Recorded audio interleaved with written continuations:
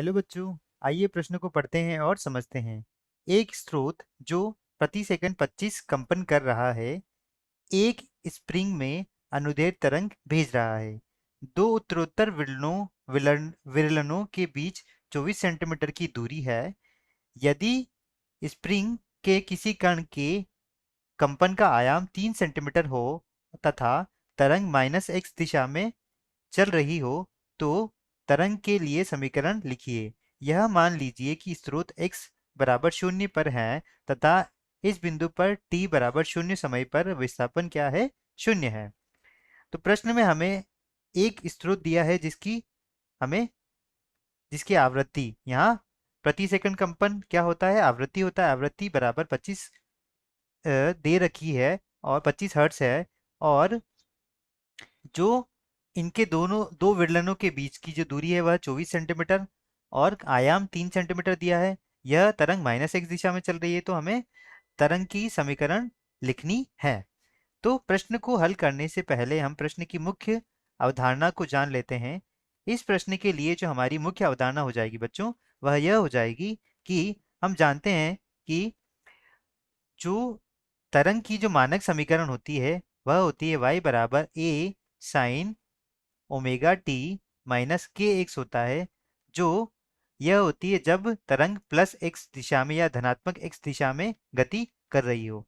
साथ ही y बराबर a sine omega T plus के एक्स होता है, जहां जब तरंग -x दिशा में गति कर रही हो। प्रश्न में हमें -x दिशा में गति करती हुई तरंग यहाँ पर दी गई है।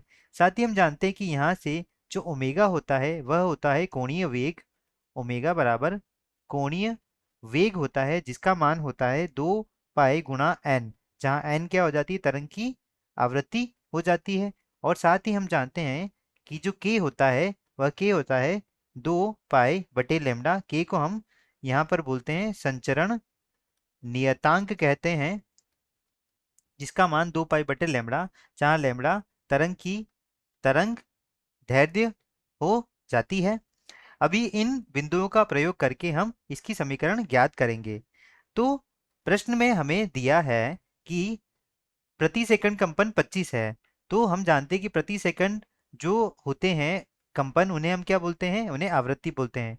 तो इस प्रश्न में आवृत्ति n का मान हमें कितना दिया है? n का मान हमें दिया है 25 हर्ट्ज दिया है।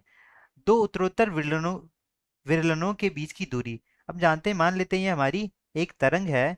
तो यह मान लेते हैं कि उत्तरोत्तर विरलन है जिनके बीच की दूरी हमें 24 सेंटीमीटर दी है। अब यहाँ हम देखते हैं कि जो हमारी तरंग है वह किस दिशा में गति कर रही है? -x दिशा में। तो मान लेते हैं यह हमारा 0 हो गया। यह क्या हो गया? x बराबर 0 हो गया। तो यह इस दिशा में गति कर रही है और x बराबर 0 पर यह इसका विस्थापन क्या है? 0 है। तो यह गति कर रही है -x दिशा में। तो दो उत्तरोत्तर विरलनों के बीच की जो दूरी होती है वही क्या होती है? हमारी तरंग दैर्ध्य।